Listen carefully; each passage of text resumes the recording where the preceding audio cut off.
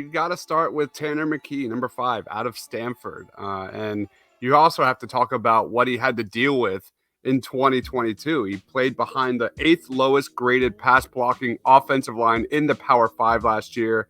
Tanner McKee was often seen in survival mode. I think McKee is a polished passer. He's got some really good footwork, really good timing, really good accuracy in the pocket.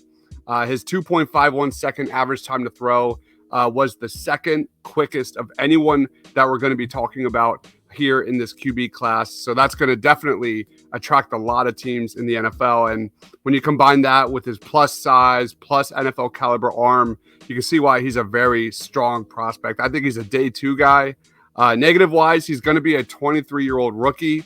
And most importantly, he's got limited upside outside of the pocket. My number 5 guy is Hendon Hooker, who, by the way, not a guy I love. It's not I'm going to sit here and tell you, oh, Hendon Hooker's so much better because of X, Y, Z.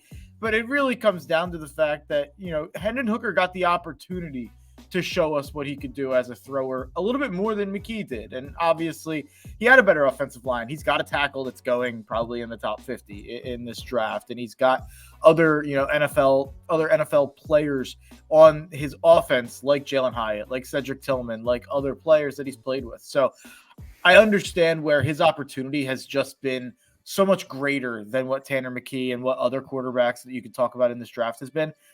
But he's shown it a little bit more than these other quarterbacks have. So it gives you a little bit of a leg up when I'm talking about a guy who I'm drafting probably as a backup.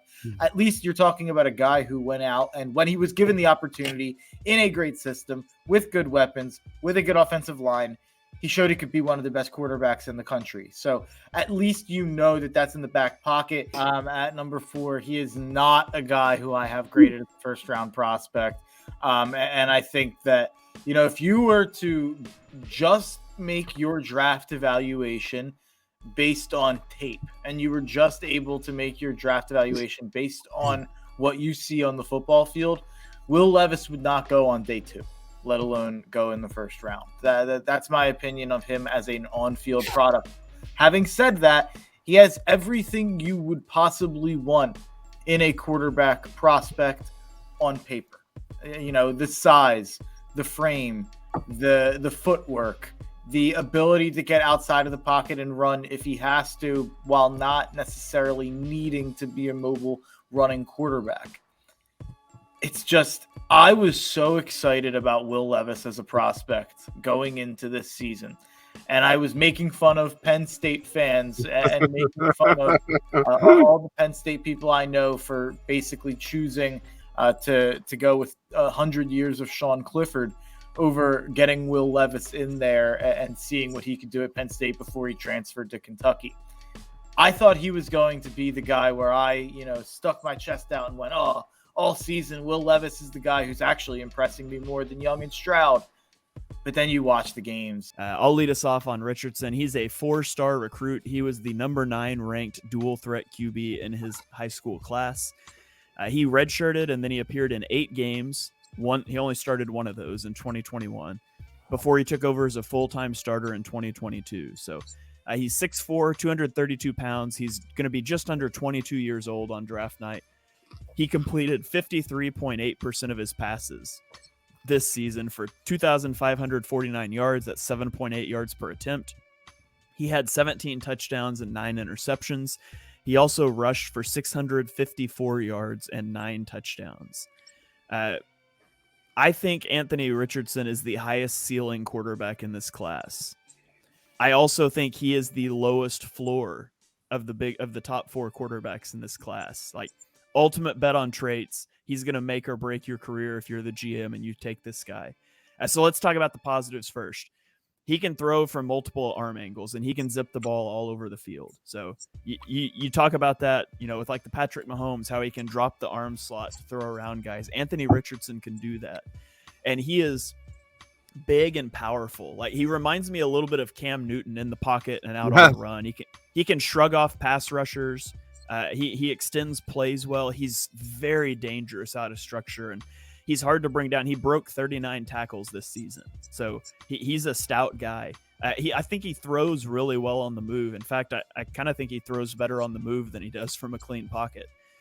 But on the flip side, he only threw 393 passes at the collegiate level. And I think you see that in his game. He's very inconsistent game to game. QB2 on the board for all of us is CJ Stroud from Ohio State. Dives, why don't you lead us off on Stroud? Just loads of arm talent and strength and accuracy, man. His accuracy and processing are elite. This is a guy who made me look silly with some of my takes during the college football playoff because he was outstanding. You look at this guy, 33.6% of his attempts past the line of scrimmage redeemed perfectly placed per PFF. That's the highest rate in the entire draft class.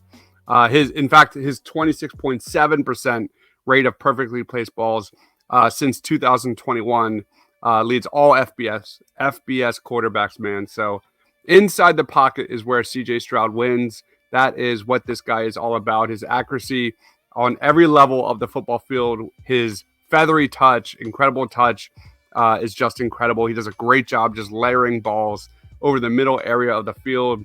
When it comes to concerns, is the fact that he really struggles outside of the pocket. This guy had a 36.8 passing grade under pressure, and making accurate throws on the run was really hard for this dude. So that's definitely an area that I will be looking at the upcoming combine. All right, well, let's move on to number one. It is unanimous. Our QB1 in this draft is Bryce Young out of Alabama. Mark, why don't you lead us off and talk about Young? Yeah, Bryce Young is my number one overall player in the class, a lot due to positional value, which is maybe something we can have a conversation about. But the footwork of Bryce Young is what sets him apart. The reason that I fell so in love with Tua as a prospect a couple years ago was because of the footwork. And I don't know if that's something that that's in the water in Tuscaloosa, where they just get those Alabama quarterbacks to have fantastic footwork. But I'd argue that Bryce Young, we were having a conversation in our group chat about kind of comparing the last couple years of prospects. And I was comparing Bryce Young, who I have as the number one prospect in this class, to some of the prospects of the last couple of years. And he wasn't, one of my 5 best quarterbacks of the last 5 or so years. But if I was to say what is his skill that is on par or above the Trevor Lawrences, the Tuas, the Justin Herberts, even for me, you can throw Lamar in because I was very high on him, and some other of names that have went in the top 5 or that I have had a really high grade on as a quarterback, is his poise and his footwork in the pocket. There was a play, I think it was against LSU this year, where he was just making guys like Perkins, guys like BJ Ojulari run around in circles. And these are guys who are going to be really good players at the next level. It's not like he was doing it against, an FCS opponent or Vanderbilt. He was doing it against one of the better defenses he'll see. And you'll see a lot of that. And obviously a lot of the highlights you'll see from Bryce Young's season this year are against Tennessee, which almost you have to take with a little bit of a grain of salt because that Tennessee defense was so porous. But you look at on the whole, anytime Alabama got in a hole, anytime Alabama got in some trouble, which they did this year, because this year's Alabama team was not as necessarily talented around the Bryce Youngs and the Will Andersons as we've seen in years past. And I think it forced Bryce Young to show us a little bit more of what he could do on his own. It forced him to sort of create for himself and create for others in the passing game. And down the stretch in that Tennessee loss, down the stretch in that LSU loss, and down the stretch in some of the wins that he had that were closer than they should have been, Arkansas comes to mind. Texas A&M comes to, or I don't know if it was Texas A&M, but some of these other games come to mind where Alabama got in a hole and he immediately brought them back and did exactly what they needed to do. Got out of the pocket, made the big throw down the field, check down to the open guy. I just think this is a guy who's a big time player. And I think he's a unicorn.